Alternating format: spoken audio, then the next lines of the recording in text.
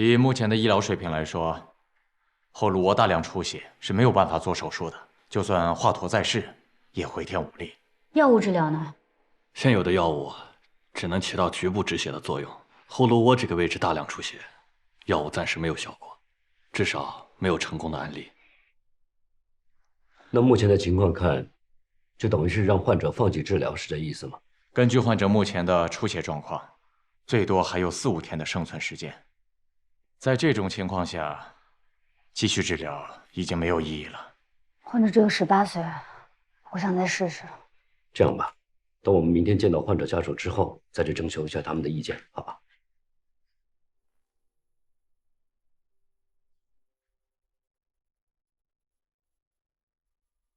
肖医生，你怎么了？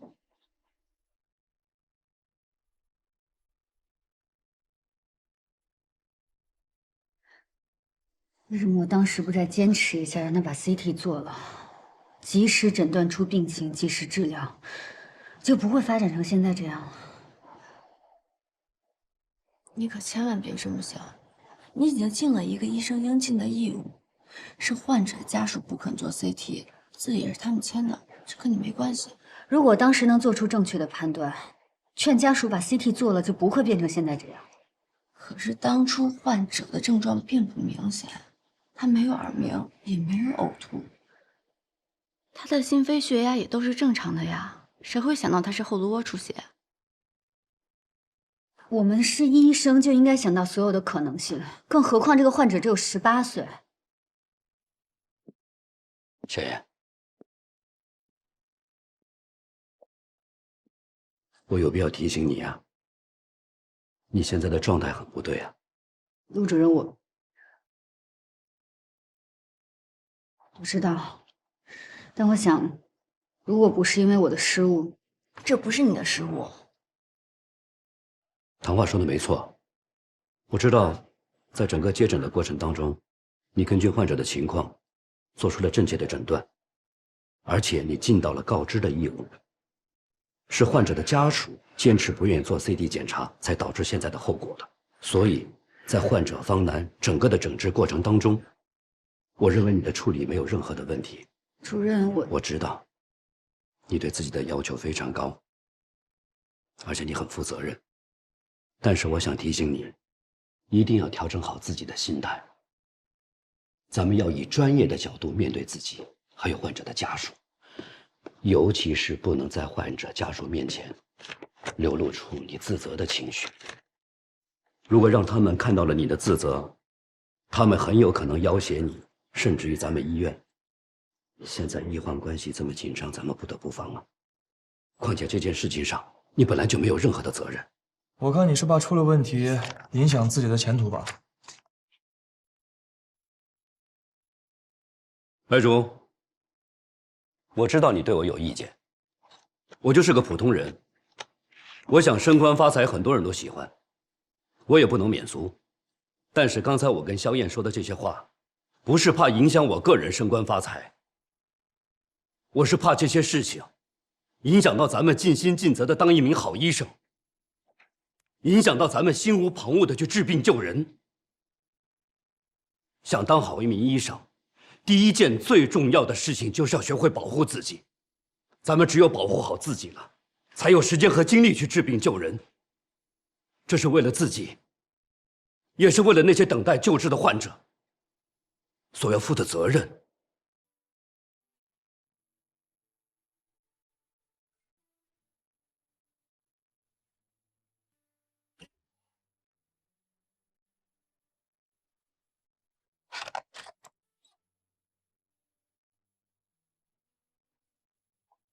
对，后颅窝出血。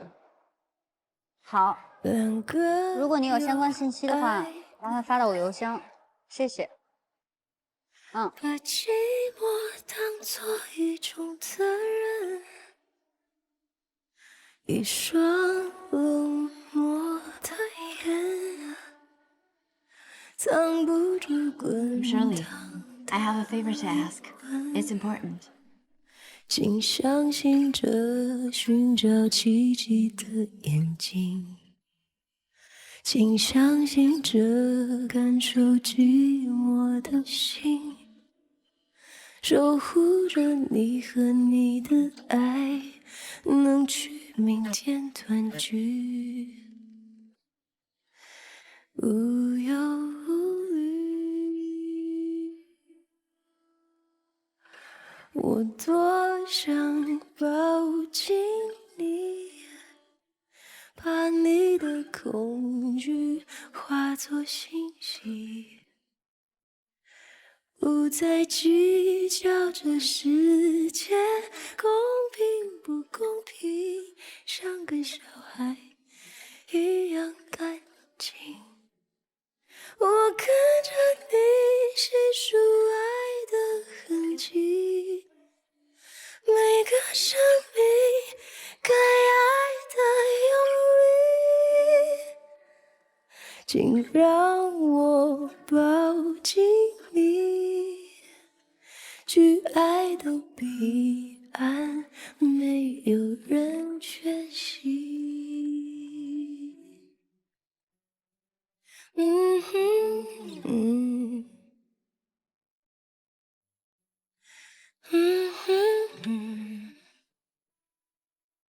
OK，肖医生，你不吃了？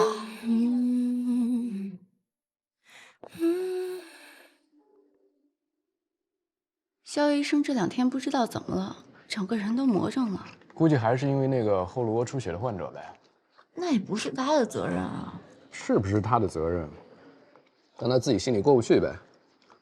他老觉得再坚持，或许那个患者还有救。那你发现没？其实某些方面看，他和你有点像。哪像啊？脑外科的专家都说了，那个患者没有希望了，可他仍然不肯放弃，满世界的找资料、找病例，他在寻找奇迹。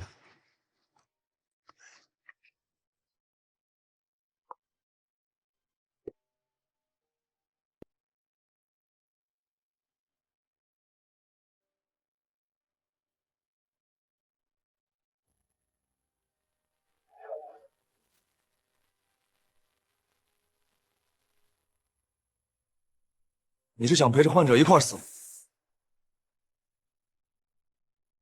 没事吧你们？我没事儿，但他这个样子下去，早晚要出事儿。怎么回事啊？这么大个车在这儿都没看见。我本来想去 ICU 的，不知道怎么的就走到这儿来了。这么严重啊？肖医生，你没事吧？刚才幸亏白珠拉了他一把，要不然真的就出事儿了。哟，你还知道英雄救美了？我是怕桐山医院急诊科成为笑话。你们想啊，一个急诊科医生在急诊中心大门口被自己医院的救护车给撞死了。行了，你别老说这些不着调的话了。他就是好话不能好好说。我今天把大家叫过来哈，是想就着这个后颅窝出血的患者，和大家探讨一个问题，就是医学的边界在哪里？医生的边界又在哪里？我先谈一下我自己的想法哈。我在这急诊科也干了20多年了，参与救治了很多的病人。我有一个非常清晰和强烈的感受，就是医学不是万能的，医生更不是万能的。我们总有治不好的病，也总有救不回来的命。我同意。肖医生，你别再为了这个患者自责了。你再这样下去，你自己身体先垮了。说句心里话吧，有的时候咱们甚至比躺在那儿的患者都希望能够治好他。别太往心里去了啊！我呢，之前研究生毕业去实习的时候，一个快要退休的急诊科医生跟我说，医生就是一群跟死亡赛跑的人，有时会跑赢，有时会跑输，有时注定失败，无力回天。但坚持跑到最后一刻，是对生命最大的尊重。后来，这名急诊科医生为了救一个溺水的患者，一个人做了50分钟的心肺复苏。那名患者醒了，但这个医生却倒下了，再也没有站起来。他做到了，坚持跑到最后一刻。我一直希望自己可以是一个有血有肉、有情感的医生，一个坚持跑到最后一刻的医生。所以，我想为了这名后颅窝出血的患者，坚持到最后一刻。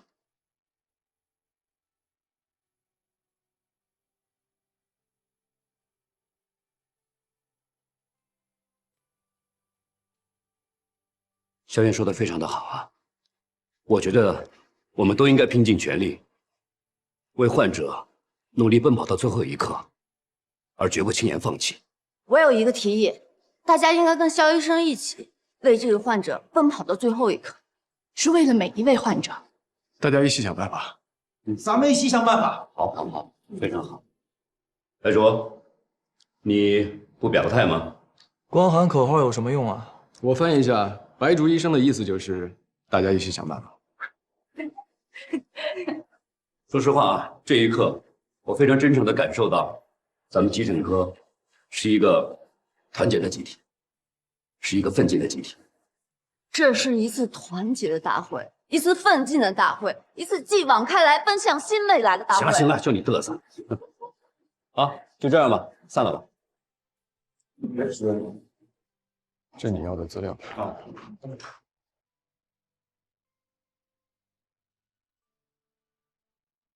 对，大量出血，这个忙你一定要帮我。行，没问题，别说1顿，10顿都行。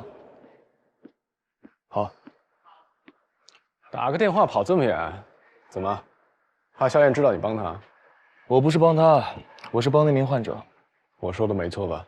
什么？你说的没错吧？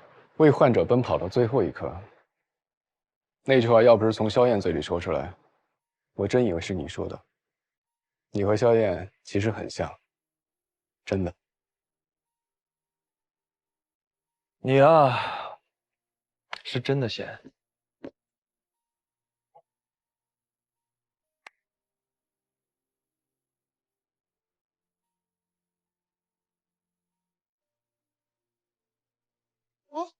不是下班了吗？你们怎么都还在啊？肖医生，我和陈志从医学论文库里弄了一些有关于后颅窝大量出血的论文，我们整理了有用的，你看能不能用得上？谢谢你们。U 盘里有个视频，是瑞荣医院曾经做过一个后颅窝出血的手术录像，虽然没成功吧，但多少有点借鉴意义。谢谢徐医生。肖燕呢？哎，主任，我跟你联系了德国海德堡大学附属医院脑外科的主任，你去跟他交流一下，也许会有新的收获。他们的脑外科可是世界上数一数二的。哦，邮箱地址我发到你手机里面了，我已经跟他打了招呼。主任，谢谢你，谢谢你们。在我概念里面，我们这个集体应该是一家人。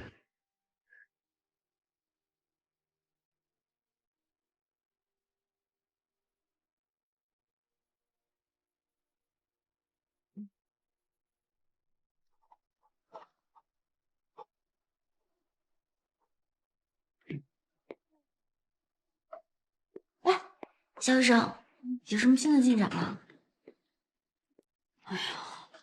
我后来呢查了很多的资料，也咨询了很多的专家，但是所有的资料还有所有人都告诉我，这个大量出血救不了。肖医生，其实陆妈说的对，咱们是医生，又不是神，你已经尽全力了。不用安慰我，我就是跟你念叨一下。走吧，陪我查房吧。嗯。你一大早在那干什么呀？什么东西啊？约翰霍普金斯大学医学院的艾本教授写的有关后颅窝大量出血的论文，上个月刚完成，还没有发表呢。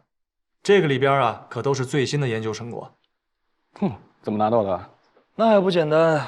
之前我代表咱们院去他们那儿学术交流的时候，和这个艾本教授聊得特别好。当时这教授就让我留在那儿工作，让我给拒绝了。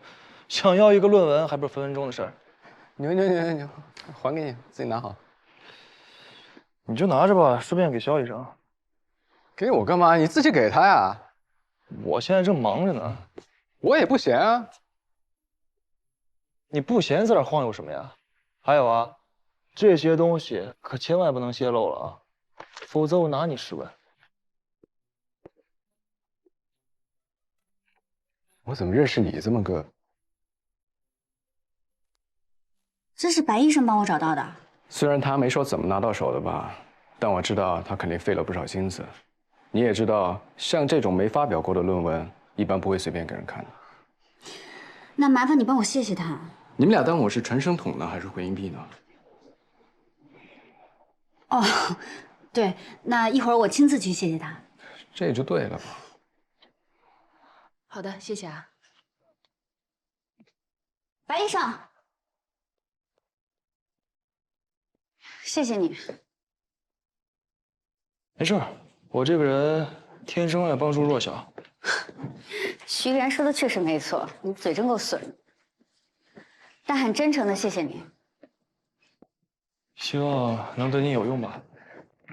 肖医生，赫罗出血患者停搏了。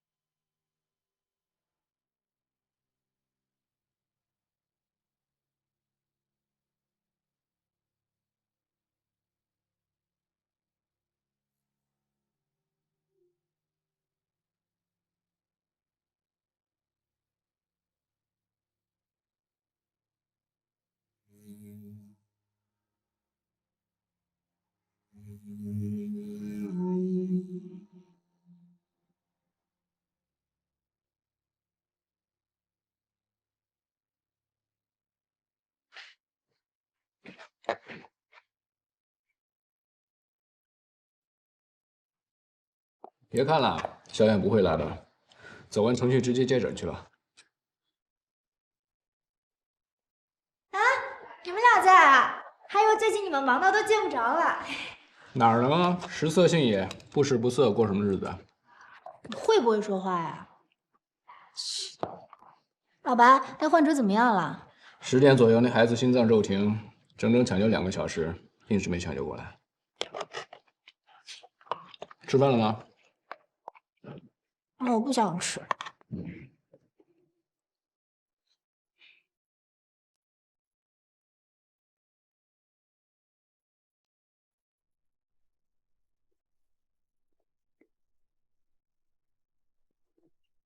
护士长在吗？我帮你去叫。哦，不用了，我一会儿再来吧。护士长，陆主任找你。主任，你找我。这么回事？我老家呢有个亲戚，50多岁，以前在嘉禾医院呢干过护工，那么现在有些原因没有办法在医院里面干了，他找到我这儿来，想让我给他找份工作。我一想嘛，你们家正好缺个保姆，他又是个男同志，照顾先孕正合适，你要不要考虑一下？可他是在私立医院做的，那肯定不便宜啊！不，每天只要管1顿饭，1个月3000块钱。3000，这也太合适了。是啊，3000太便宜了，不会有问题吧？你还信不过吗？人家便宜是有原因的。他呢，儿子在上海打工，有个小孙子，现在上小学，每天接送2次。就是因为这个原因，所以他没有办法在医院里面干了。人你绝对放心啊，因为是我的亲戚，又老实又能干的。你要是考虑的话，我就把他叫过来，你面试一下，好吧？我感兴趣。部长，我觉得行。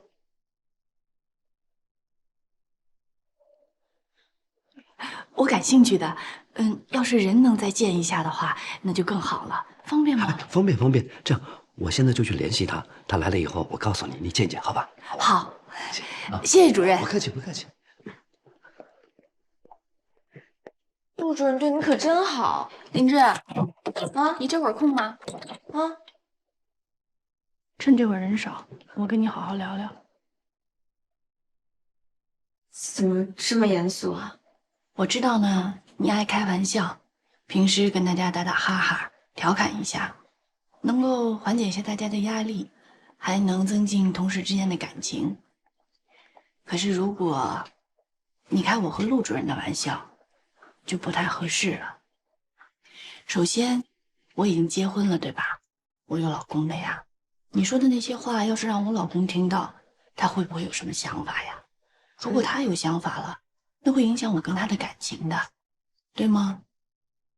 再有一个，陆主任是咱们的领导，又是院里重点培养的中层干部。你说的那些玩笑话，要是让咱们的院领导听见，会不会对陆主任有什么看法呀？陆主任平时可对咱们都挺好的，如果因为你的玩笑话影响了他的前途，觉得合适吗？不合适。再有，我跟陆主任在一个科室工作，你说，要是咱们科的人都学着你开我们俩的玩笑，我们俩还怎么工作呀？我们一个是主任，一个是护士长，如果我们俩配合不好，势必会影响我们急诊科的工作，对吧？到时候你是想看着陆主任走呢，还是我走啊？都不能走，我没想那么多，我就是觉得陆主任对你特别好。我知道错了，护士长，你别生我气。我不生气，我知道灵芝就是生性活泼，爱开玩笑，其实说什么都是无心的。但你现在工作了，是成年人了，有的玩笑可以开，有的玩笑要适可而止。我听你的，我发誓再也不说了。那这小嘴巴巴的不再让我操心了啊！干活。我刚去看了15床，他们准备明天开始拔管。好。来，先喝点水。不客气。哎，主任来了，来，我给你介绍一下，这就是我的亲戚老潘啊，这就是江护士长。您好，江山。叫我老潘，我是陆主任家亲戚。这个护士长爱人因为车祸下半身瘫痪了，所以需要人照顾。具体的细节你们俩自己谈，好吧？好。如果真的能去江护士长家干活，你一定好好干啊！放心吧，陆主任，我一定好好干。好，那这样，你们俩就在我办公室谈啊，我正好去前台去有一个事儿，好吧？那行，您先忙。好，谢谢啊，主任。不客气。老潘您坐，以后要麻烦您了。我丈夫呢，叫蒋先云，原来呢是一个老师。谈的怎么样啊？放心吧，谈的挺好。这是这个月的3500块钱啊，你先数数。不用了，您是宋主任介绍的，我信得过。这个月我给你现金，下个月开始呢，我就把钱打到你卡里边，好吧？行，没问题。对了，这件事情千万别说漏嘴了啊，陆主任，你放心吧，我嘴严着呢。其实说实话，像您这么好的人不多了，我也看得出来。护士长呢，他也是个好人，只可惜……不是，你可能误会了。我这是帮同事解决一下生活困难而已。我明白。那陆主任没什么事儿，我就先走了。好，你忙啊。好。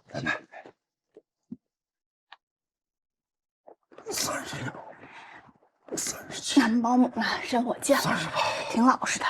49。我不要保姆。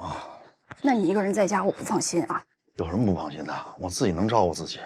我这病已经花太多钱了，这保姆1个月要3000块，这是便宜的啊，可对咱们家来说还是太多了。这钱的事情你别担心。我知道你担心我、关心我，可我们家现在这种状况，不能再给你增加任何负担了。真的，你就相信我，我一定行的。我医院那么忙，不能老请假呀。医院家里两头跑，我实在是忙不过来。你也得替我想想呀。来，你别动，你别动，我自己来。看好了啊，怎么样？这不都挺好的吗？我自己能照顾自己，怎么了？哎，怎么卡住了？轮胎没气儿了，怎么这么滑？来，你帮我一把，来，你帮我一把。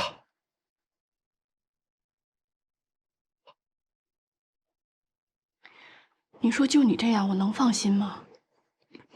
不是，这突发事件偶尔的。你不能别那么倔，你听我一次嘛。不是，是偶尔的。你看着，来，你别动，你让我自己来，你别动，我自己来，你看着，怎么样？这不上来了吗？这不挺好的吗？我自己能照顾自己的。媳妇儿，那天是偶然发生的啊！我这些年不都是自己照顾自己都过来了吗？自己在家没事的。哎，我是下半身瘫痪，但是我手可以的，啊，手可以的。可以是吧？啊，那自己擦。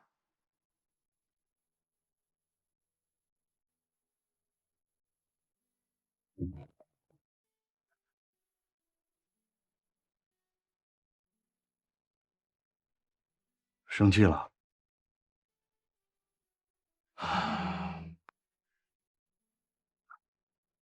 我也气我自己。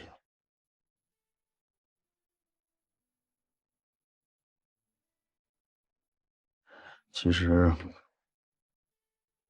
我不是不想找保姆，我有一个难以启齿的原因。我不想每天看到一个陌生人给我擦屎擦尿，我不想每天看到一个陌生人看到我狼狈的样子，这会让我觉得我活着没有任何意义，只有负担，只有不堪。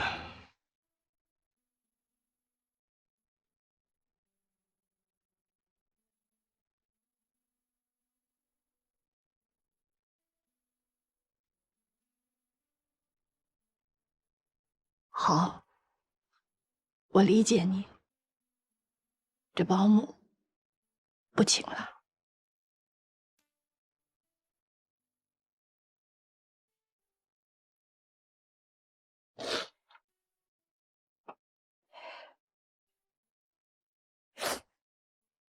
来，手给我，给我呀，快点。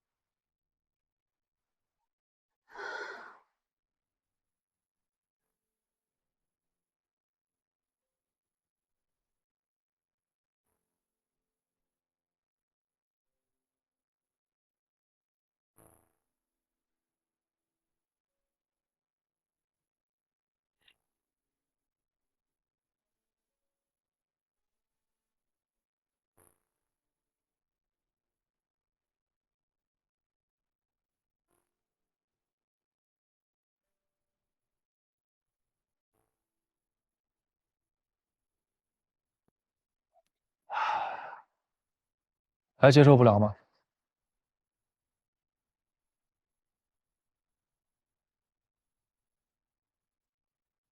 也不知道是谁跟我说过，医生所面对的不是疾病，而是患者。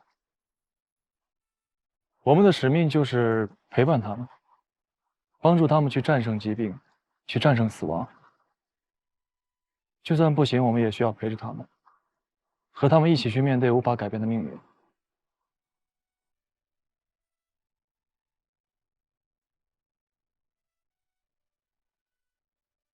可你现在却因为一个患者的离开就变成这样，你不觉得可笑吗？后颅窝大量出血的死亡率几乎是100%，这个是谁也无法可以改变的。我知道，你太想救方南了，但也不能因为这样就失去你的理性吧。如果你连这样的死亡都接受不了的话，那就说明你不适合做一个医生。我之前做无国界救援医生的时候，不管碰上多艰苦的环境，多严重的伤势还有病情，我都会拼尽全力坚持到最后一刻。但这一次，我竟然因为他家长的原因，我妥协了。虽然我不认同你现在的状态，但当时你的治疗是没有错的。我刚刚站在这儿，我就一直在想，如果那个时候我再坚持一下，真的我再坚持一下，让方南把那个头颅 CT 做了，他是不是就……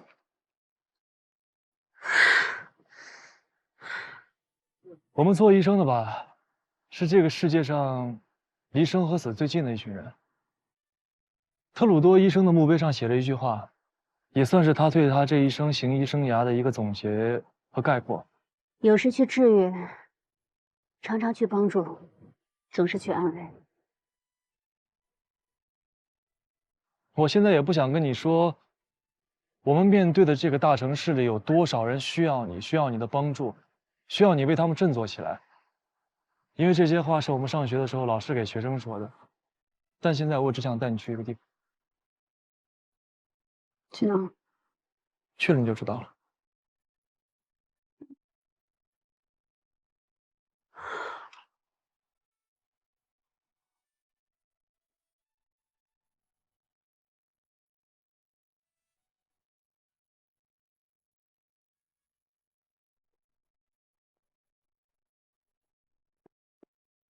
白医生，你要带我来的地方就是同山医院啊。肖医生还记得希波克拉底誓言吗？当然了，那是每一个医学院的学生的入门课。为了祖国，医药卫生事业，奋斗终生。嗯。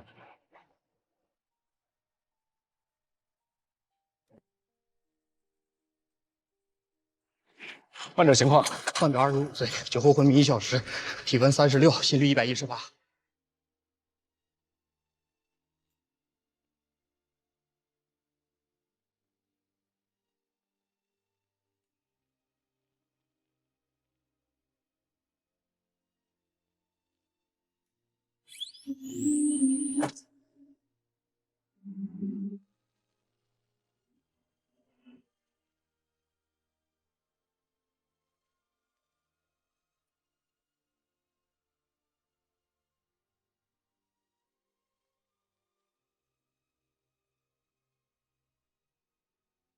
你看，在我们这儿，到处是等待救治和救命的患者。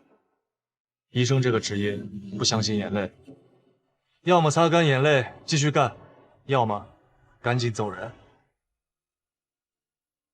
谢谢白医生。干活。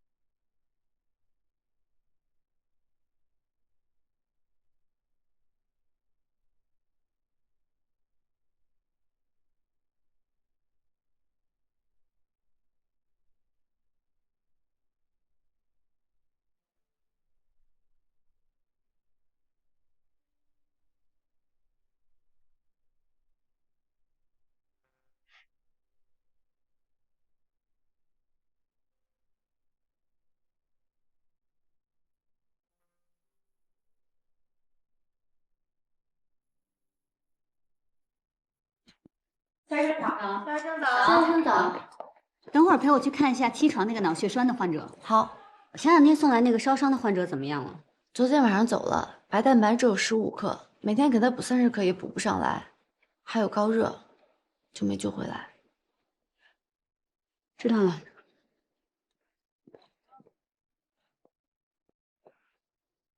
主任，哎，护士长，有什么事儿吗？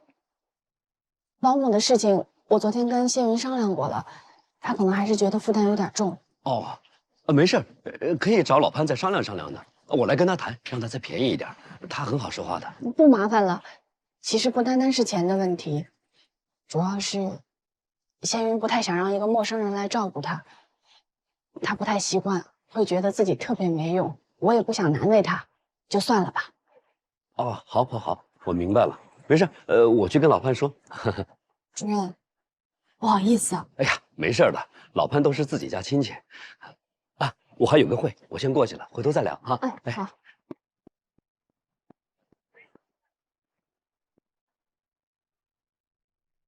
去开药吧。好，谢谢。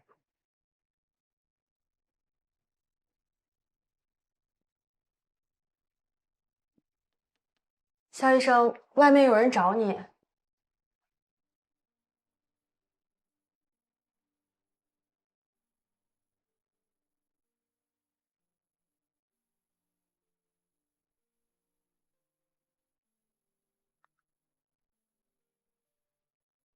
肖医生，我就是想来再跟你求证一下，当初小南如果照了 CT， 是不是就不会死了？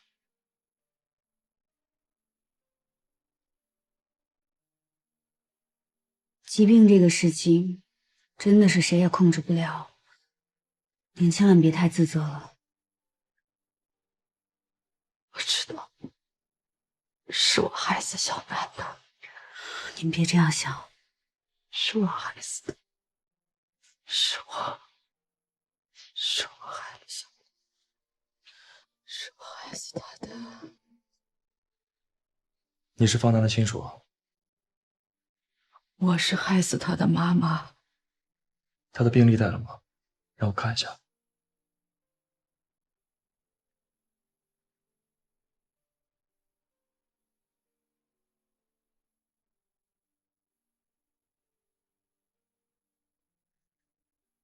从病历上看，方楠的后颅窝出血是因为一种极其罕见的先天性疾病造成的，叫马斯克尔综合征。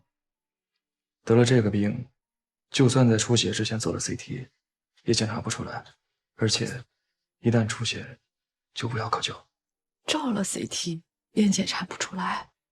没错，马斯克尔综合征目前为止在世界上还是一个难题，谁都拿他没办法。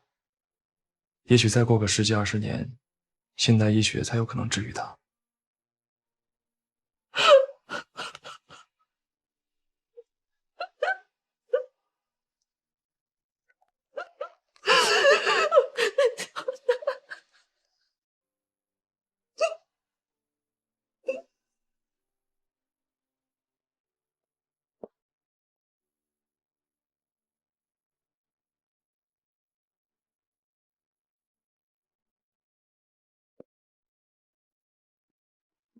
马斯奎尔综合征。是不是叫汤姆伯加综合征的话会好听点儿？谢谢你，白医生，你救了一个母亲的命。不客气，日常操作。行，这样的哈，既然大家都到齐了，咱们就开个小会啊，都挺忙的，我长话短说。华满地产董事长的夫人啊，乳腺癌又复发了，说在其他医院诊治的效果不是很明显，想转到咱们医院来。就是这个患者呀，对咱们主治医生的资历他是有要求的，所以我跟江院长慎重的商量了一下，准备由肖院医生来接手葛洪这个病例。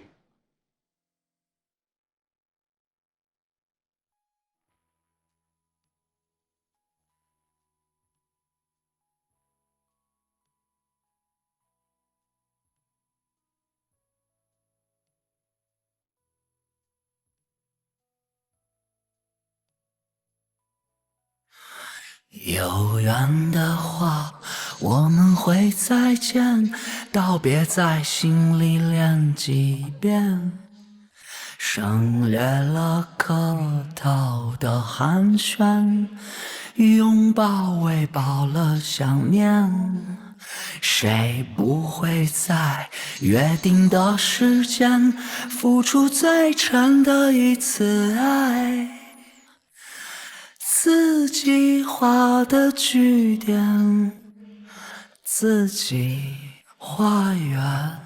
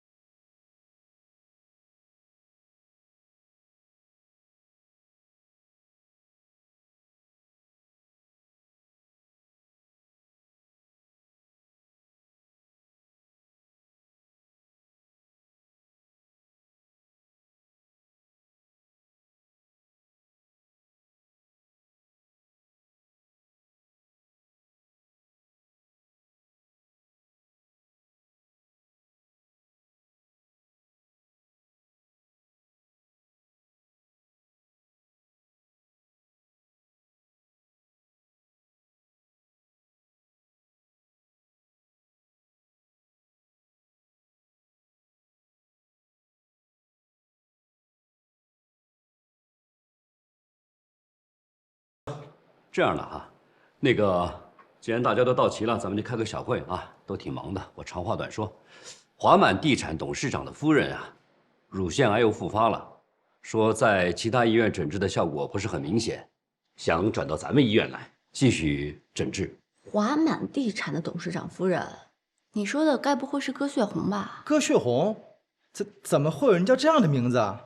她乳腺癌复发，干嘛不去乳腺科、肿瘤科，来咱们急诊干嘛呀？这样啊，不管人家什么原因，既然人家信任咱们医院，咱们就不能辜负别人的信任，对吧？而且江院长特意也交代啊，说咱们一定要拿出咱们同山医院的热情来。热情？哼，怎么这个想法？我知道了，我听基建科的人说，有人打算给咱们医院建一栋新的花园楼。说的这个人，该不会就是葛血红吧？那人都掏钱了，咱们当然要伺候好了。什么叫伺候啊？啊，我们对患者热情一点，不是应该的吗？再说了，人家给咱们捐楼，也是对咱们医疗事业的支持，我们理所应当反馈一下我们的热情嘛。说的真冠冕堂皇呀。这个不管了啊，有一点很重要，就是这个患者呀，对咱们主治医生的资历他是有要求的，所以我跟江院长慎重的商量了一下，准备由肖院医生来接手葛血红葛洪这个病例啊，你没意见吧？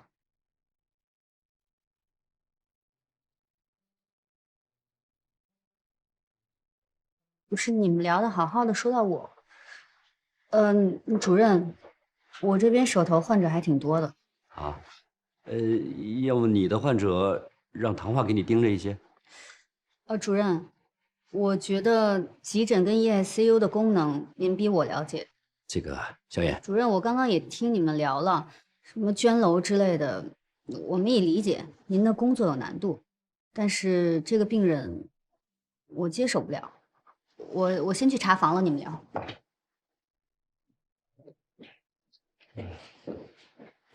好，既然萧燕她比较忙，那依然，要不你接手？我，主任，我这资历估计葛血红看不上我吧？您还是另请高明吧。我来吧。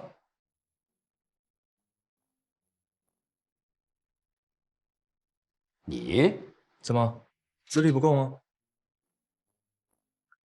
你资历倒是够，就是那算了，那你就让唐画医生啊，或者陈志。行。大不了这个化验大楼不盖了呗，反正院长也不能把你怎么样。主任，既然有人主动请缨，你就让他去呗，反正回头出了问题还有人背锅不是？背什么锅？有锅也是我来背。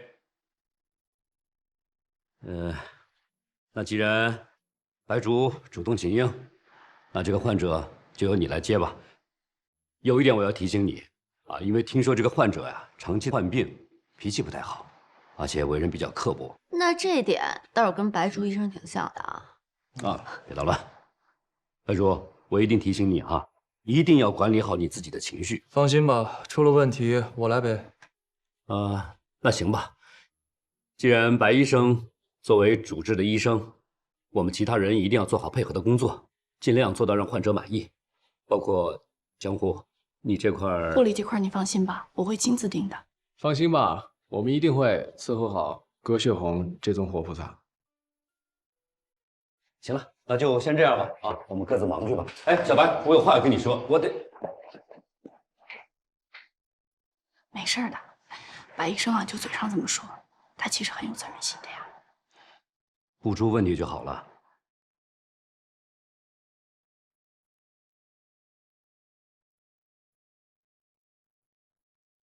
切除？没错，两侧的乳房全部要切除，只有这样才能彻底去除病灶，否则癌细胞一扩散就无药可救了。你不是最擅长创造奇迹的吗？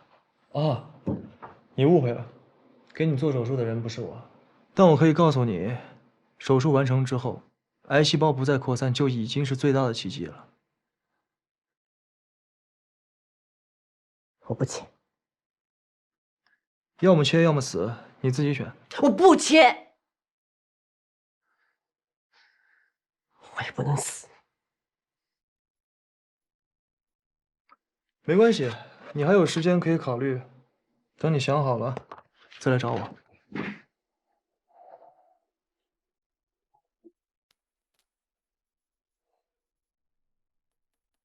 进来。老师，您找我。葛红手术那事儿怎么说了？他还是不愿意做切除手术啊。要下这个决心很难，但他的病情不能再拖了，要尽快说服他。我怎么说服他？想办法呀！你是他的主治医生。那您还是院长呢？哎，怎么说话？哎呀，老师，我是真没办法，我真的。哎，老师，您要是能把我调回心外的话，说不定我这灵机一动就能想出来一个特好的办法。滚！哎，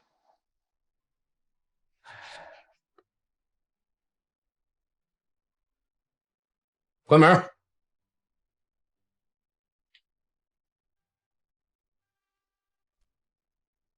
就你那点小心思，院长还看不出来？以你平时的德行，你会接葛红这种病人吗？事出反常必有妖，被院长拒绝了吧？他让我滚出去，这就对了。有什么办法能让葛红改变主意呢？那你要先想他为什么不愿意切除，这背后有什么隐情？我找到了这个。哇，他年轻的时候，年轻的时候是大美女，美了一辈子，最在意的就是自己的容貌跟身材，所以现在快50了，看起来跟刚40一样。好看重要还是命重要啊？这都想不明白，50多年白活了。但是你别忘了，她现在正和一个年轻美貌的姑娘争夺老公，在葛洪看来，这件事她本来就不占什么优势。要是她再切除了双乳，这不等于将老公拱手相让吗？她住院住这么久，她老公来看过她1次吗？为了这种男人送命，真是愚蠢。哎，你这有点谈话的意思啊！不论男女，为了不值得的人牺牲自己，那就是愚蠢。哎，小雅，谈论患者隐私不是你的风格啊，你这是为了关心病患呢，还是为了帮我们白老师呢？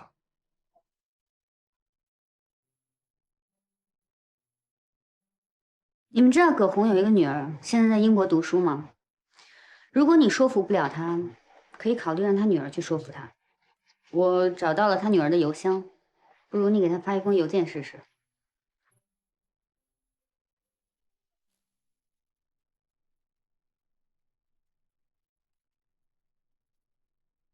这么写行吗？要不然再加一句：望能抓紧回国，他妈妈身边需要有人照顾。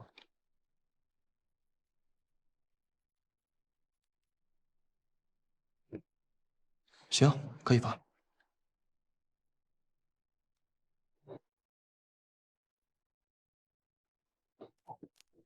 谢云，哎，别动，别动，别动！你没事吧？我没事，我就是恨我自己太没用了。怨我啊！我今天回来晚了，都过饭点了。你慢点，别扎了手。来，我先把你推出去再收拾。慢点，没事没烫着啊。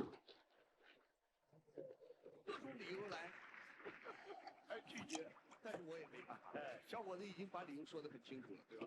我相信此时此刻，我觉得都收拾好了啊，我赶紧给你做饭。来来，以后啊，啥事儿你别折腾，你就等我回来啊。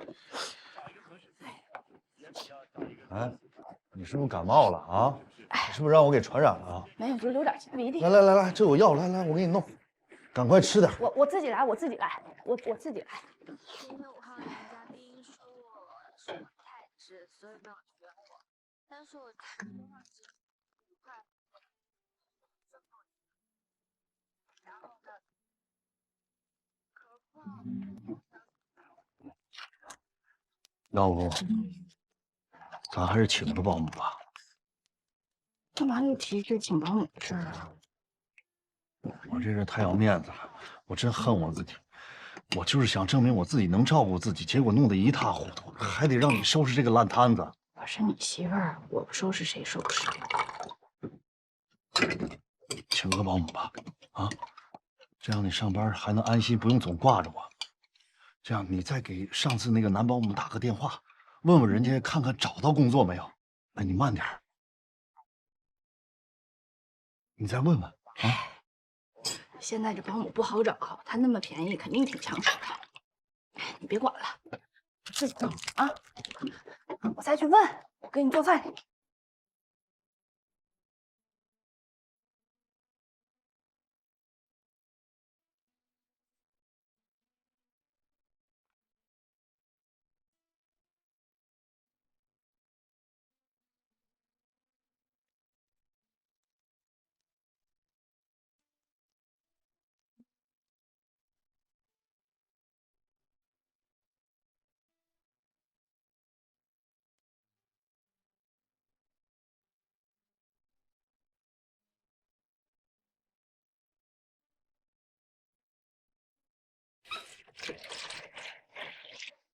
林震，4床8针，好。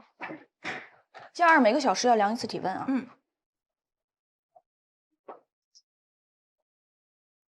哎，护士长，主任，那个我问过那个老潘了，他暂时还没有找到更合适的人家，听说又能到你这儿来，他特别的高兴。我没跟您说，您怎么会知道？昨天晚上仙云给我发了个信息，他怕你不知道怎么开口。主任，我是不是太麻烦了？一会儿找，一会儿不找。哎呀，这有什么麻烦的？这样，我一会儿打个电话给老潘，让他下午过来一趟，好吧？你们俩见面谈。让他先跟你回家去熟悉熟悉，具体什么时候上班听你的，好吧？好，主任，让您太费心了，太不好意思。哎呀，你别老说这些客气话。等你大红粉稳定了，我可给你加任务的哈。保证认真工作。好。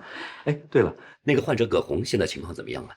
还算正常。上午的时候，白医生找肿瘤科来会诊过了。哦，行。那你先去忙吧。哎。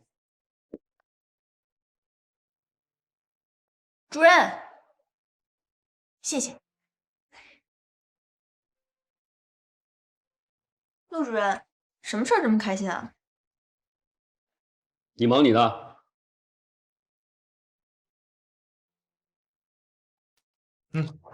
谢谢你，医生。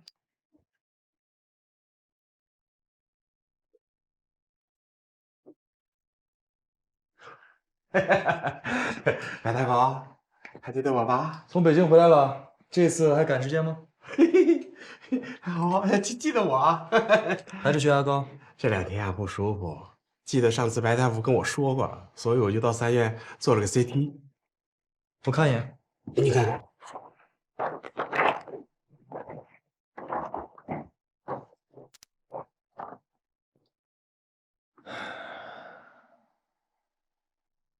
内分泌查了吗？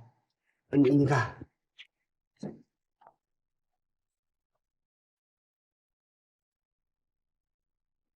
从检查的结果上看啊，你有这个肾上腺瘤，良性的。高血压呢，也是因为这个瘤子引起的。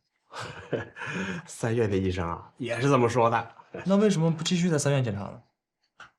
白大夫，记仇了不是？哎，我那瘤子良性的，做个手术切除就好了。到时候你的高血压也会有好转的。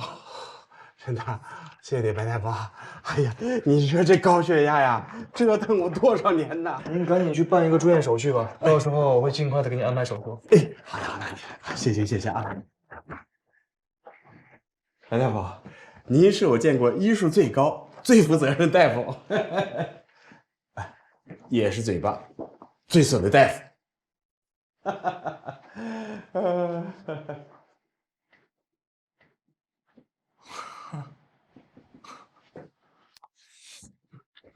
哪不舒服？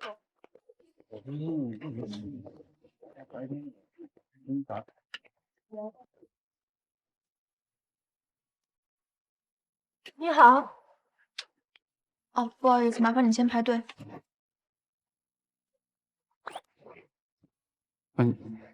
你先。我找白医生。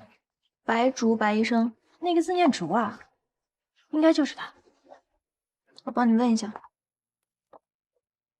白医生，分诊台有个姑娘找你，请问您叫？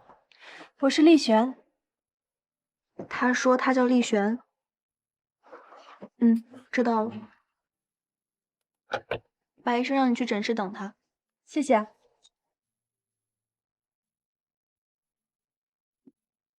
不好意思，忘了问了，他的诊室在哪儿呀？直走左拐，一转弯就看见了。OK，Thank you。患者，您哪儿不舒服？医生，我那个失眠哦，你稍微等一下。你是丽璇？白医生原来那么帅呀！你去看过你妈了吗？白医生有女朋友吗？咱们还是聊聊有关你妈妈的病情吧。不用，在email里你已经说得很清楚了。所以你是让我回来见她最后一面的吗？你妈不配合治疗，也不愿意做切除手术，但其实这个手术呢，成功率非常大。我希望你劝一下她。你可别指望我，她不会听我的。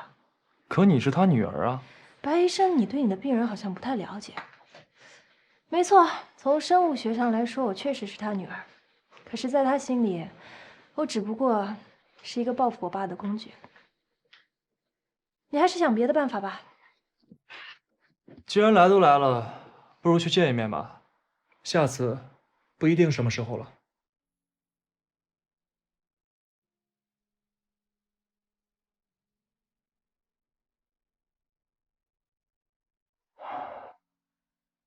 葛总，喝点热水。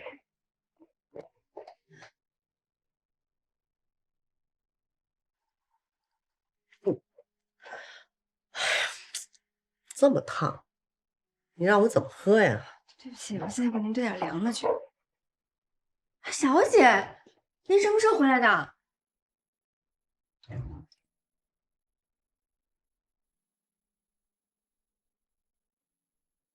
谁教你穿成这样？家族遗传吧？你怎么住这儿啊？不像你的风格嘛。你不在英国好好读书，你回来干什么？你爸知道吗？听说你病了，怎么也得来露个脸吧？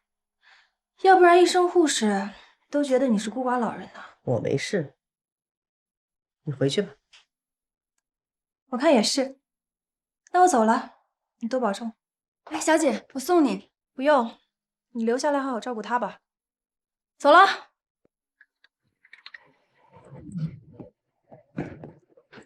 白医生，你都看到了吧？他的事你还是别照顾了。我先走了。哎，白医生不舍得我呀。那我们留个联系方式吧，以后可以一起玩。给。白医生那么传统。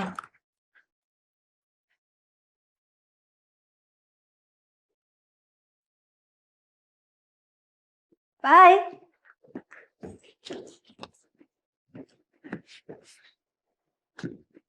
谁呀？丽璇，葛血红的女儿。她就是丽璇啊 ，so hot。你可真猥琐啊！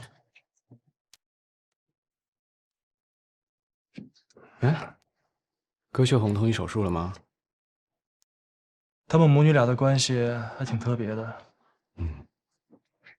哎，你最近和葛血红那个小助理是不是挺热络的？对啊，我也想低调，可实力不允许，相当苦闷。你想干嘛？你猜啊？助理妹妹说，丽璇10岁的时候就被葛血红一个人送到国外，连葛血红老公自己都不知道丽璇去了哪儿。她从小就觉得自己被抛弃了，所以这些年跟葛血红关系也特别冷淡，一年打不了几次电话，也很少回国。那他有没有说，这个葛血红为什么要把丽璇送出去啊？助理妹妹说她也不是很清楚，不过据我猜测啊，应该是嫌丽璇在身边耽误事儿呗。耽误什么事儿啊？跟小3、小4、小5抢老公呗。之前丽璇说过，葛血红把她当成是惩罚她爸爸的工具，就是为了报复那个花心出轨的男人才把她送出去的。目的呢，就是让他们骨肉分离，不让这个花心的男人见到自己亲生女儿。再恨她老公，也不能拿自己亲生女儿当工具啊！仇恨让人失去理智啊！不对啊，葛血红不愿意切除双乳，不是因为爱她老公，要留住美貌，吸引她老公注意吗？怎么就变成仇恨了呢？像葛血红这么高傲的人，怎么会允许自己输给外面的女人？他这么做呢，不是因为爱，是因为恨。唉，真是个可怜的女人。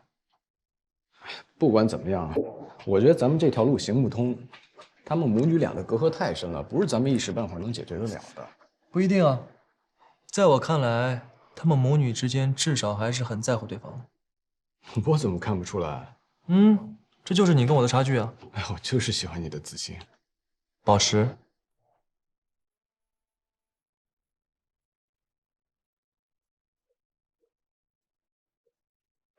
来了吗？应该来了吧？白医生，到了，还挺准时。给你们介绍一下，这一位是我们急诊的主治医师徐依然，这一位是丽璇，葛红的女儿。Nice to meet you。你们同山医院选医生都是要看颜值的吧？徐医生也很帅嘛。有眼光。不过和白医生比，还是有段差距的。你什么眼神啊？要不要我介绍你去我们医院看看眼科？行了，说正事。白医生那么正经啊？他不是正经，他是一见美女他就紧张。是吗？那白医生，我漂亮吗？他审美比我好，问他。徐医生，我觉得你特别符合我的审美。看看这个。白医生，我说过了，他的事情找我没用。这些呢，都是我们自己搜集的资料。你妈妈这些年一直在给慈善机构捐款，这些慈善机构大多都关注的是母婴和儿童成长。所以呢，你想说什么？他心里有你。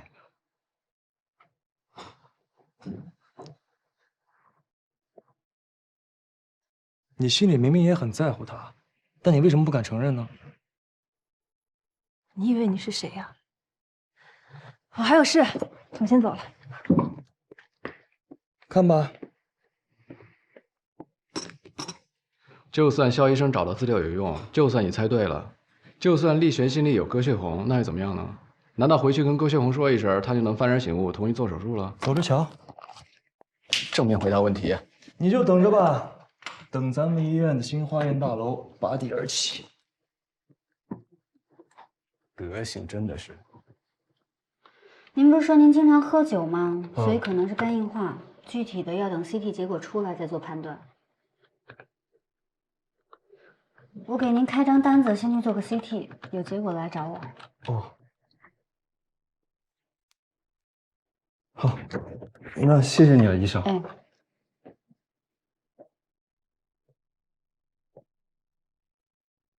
肖医生还挺忙啊。有事吗，白医生？谢谢你给我提供的资料，对我帮助很大。你太客气了。正好我今天早上也找了一些新的资料，可能会对你有帮助。等会儿空的时候咱们聊一下。行。嗯。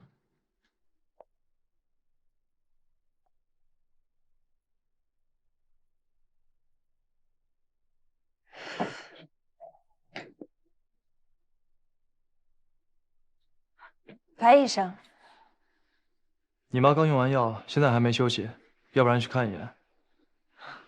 我不是来找他的，我是来找徐医生的。哦，那你在这儿等一会儿，他一会儿就出来。嗯。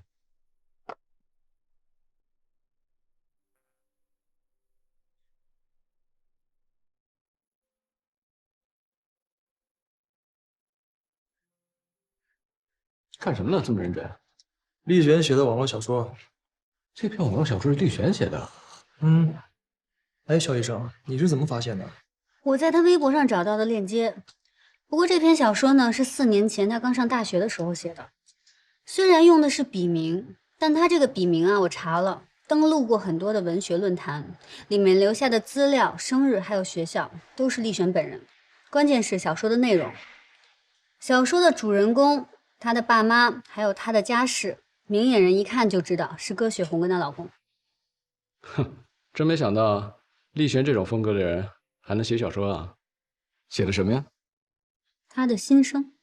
心声？没错，这个小说主要讲的就是呢，主人公从小被他的母亲给抛弃，自己一个人在英国孤苦伶仃的生活，但是呢，他又没有放弃对母爱的渴望，总是做梦回到自己小时候，回到母亲温暖的怀抱，懂了吗？啊，好，慢慢看吧。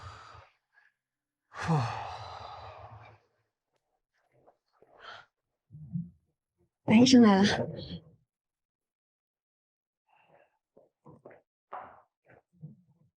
葛女士，我给您带了一个东西。什么东西？你女儿写的小说。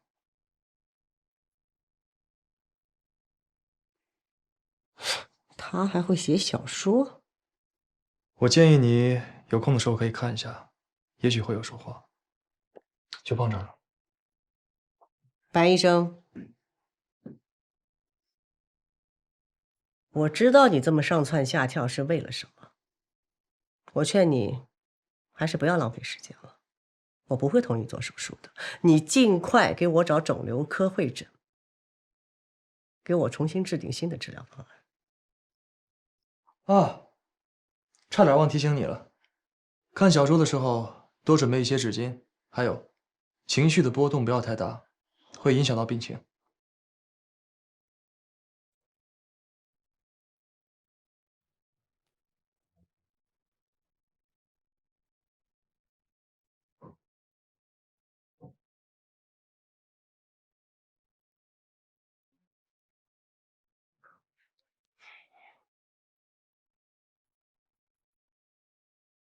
14床的病人，生命体征一切正常。我刚给他测了血压、血糖，也没什么。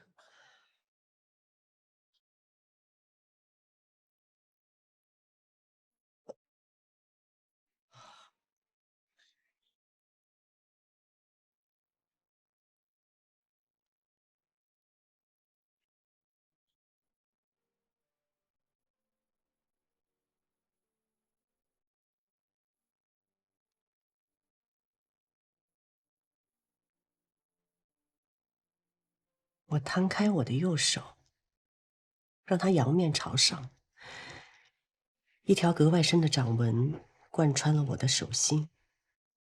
从左到右，我用我的左手中指一点点小心翼翼地拂过，有静静的凹陷和坚硬的温热，还有来自不知名处的排山倒海的眩晕。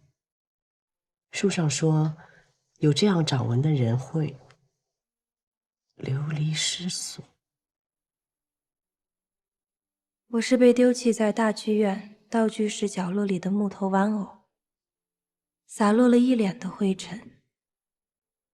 睁大2颗黑漆漆的眼睛，想努力听清雪落的声音，可是除了偶尔匆乱的脚步和稀稀落落的掌声以外，什么都听不到。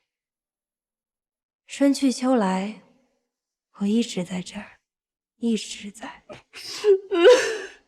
可是曾经陪我在舞台上跳着美丽舞蹈的妈妈却不在了，她忘记了，还有一个和她心意相连的小可怜。她和她一样，也有黑黑的瞳孔，也有柔软的头发，也有可心的笑容。她忘了，我还在这里，我再也出不去了，就像死在了无尽的时间里。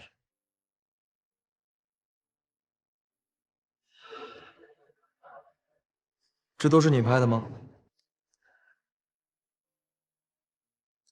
这是侵犯我隐私啊！你应该把这些照片拿给丽璇看，她以为你根本不爱她。你马上离开，立刻马上离开！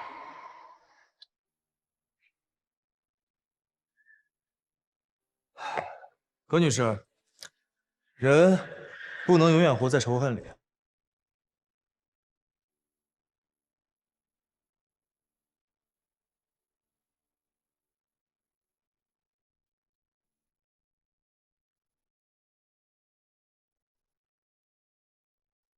那些照片都是他亲自去买的，他没承认，但他的反应呢，出卖了他。真是愚蠢啊！让自己永远活在一个面具里。你怎么有脸说别人？既然他那么在乎丽璇，为什么不挽回他们之间关系呢？我认为呢，他是不想把丽璇掺和到她和她老公的战争当中，所以呢，唯一的办法就是让她置身事外。哦，那照你这么说，如果葛血红把照片给丽璇看，你说他会不会感动？葛血红是一定不会把这些照片给丽璇看的。我也这么觉得。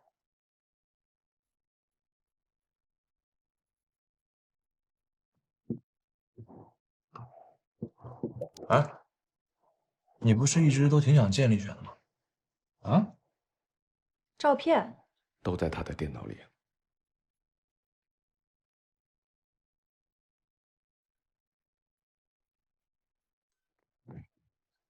是不是乳腺癌的癌细胞一旦转移就没救了？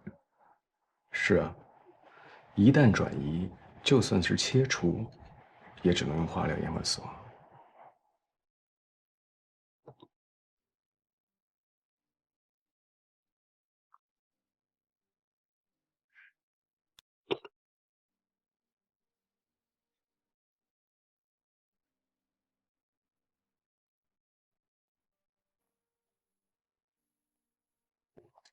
小姐，拿到了吗？我偷偷拿出来的，夫人不知道。你放心，这事跟你没关系，你先回去吧。我先回了。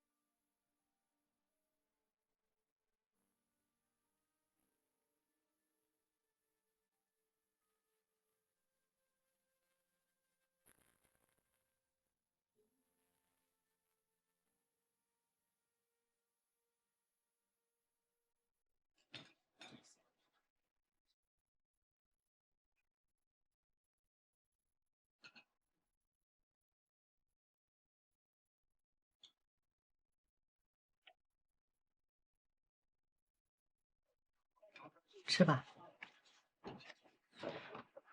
这些照片是你拍的吗？原来在你这儿啊，我还以为是被医院里的贼给偷走了。是你拍的吗？是的，都是我拍的。为什么先吃饭吧。 ？Tell me why？ 你还和小时候一样任性啊 ！Tell me。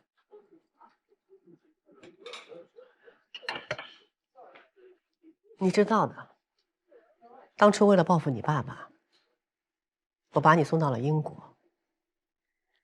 我知道你恨我，不愿意见我，所以，我只能偷偷的去英国，偷偷的跟着你，陪着你度过了你生命中所有最重要的时刻。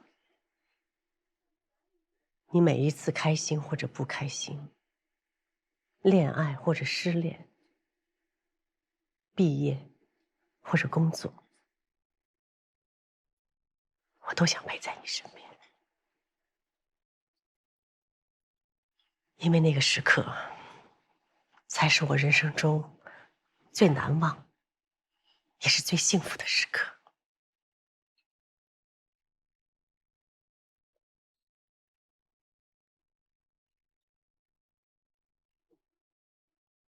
但是你爸爸永远没有机会体验到那一刻。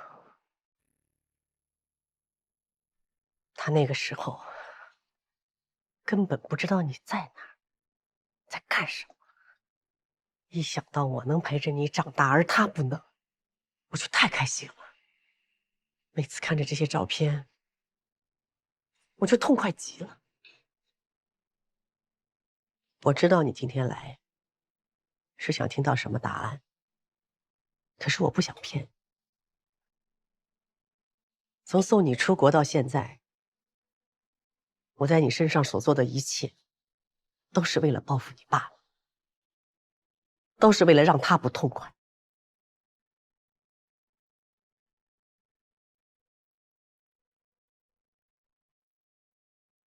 你知道我今天为什么约你来这个餐厅吗？我相信你应该没忘，10年前我送你去英国之前的最后一顿晚餐，就是在这里吃的。你特别喜欢这里的牛排，今天要不要尝一尝？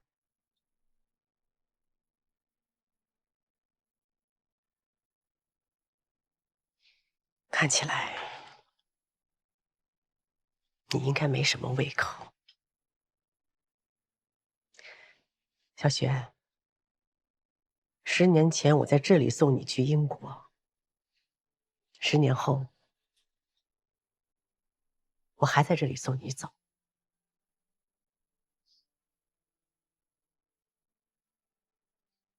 走吧，回英国过自己的日子。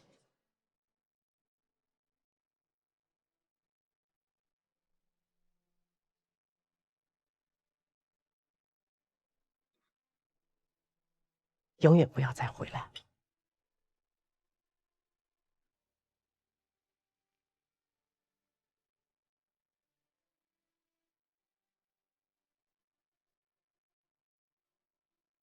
我这一辈子都不会原谅你的。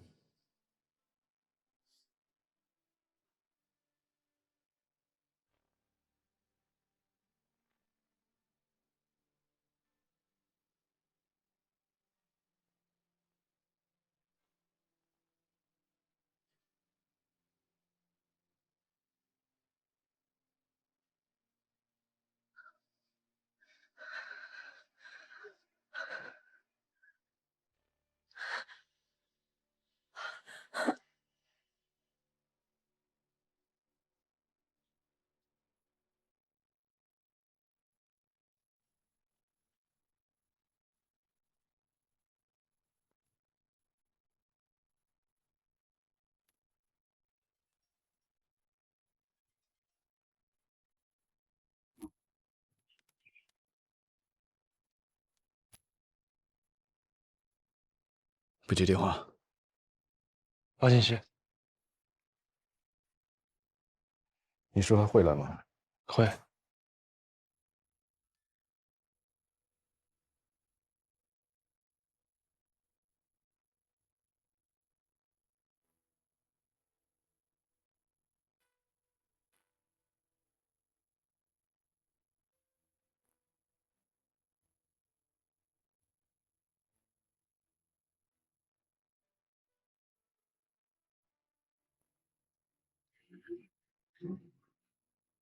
是癌细胞转移了吗？暂时不是，他昏迷是因为高血压导致的脑出血，可能是情绪过于激动诱发的，跟他的乳腺癌没有直接关系。脑出血，严重吗？幸亏送来的比较及时，出血已经止住了，暂时没有生命危险。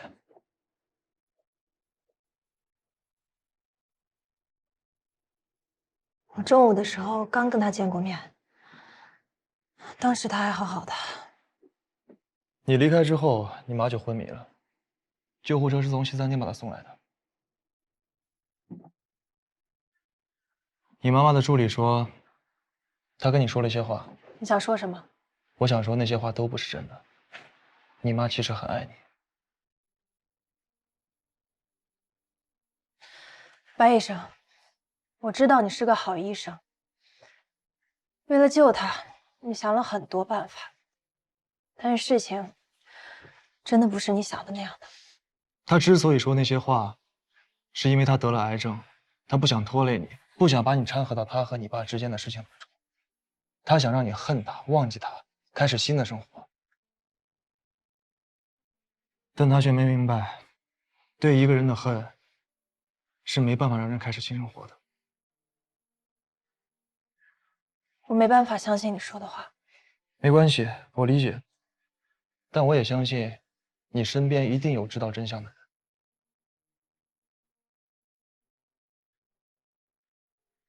你妈妈的病情一直在恶化，需要尽快手术。如果癌细胞一旦扩散，就什么都来不及了。李雪，你妈很需要你。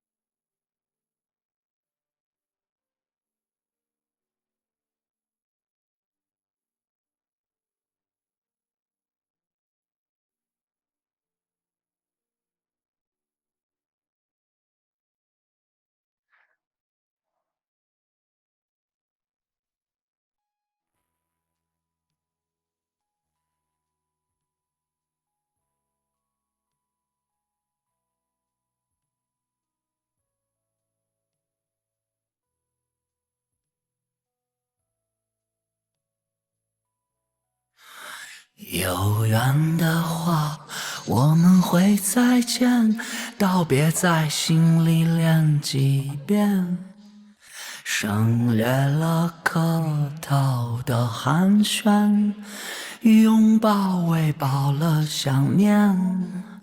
谁不会在约定的时间付出最真的一次爱？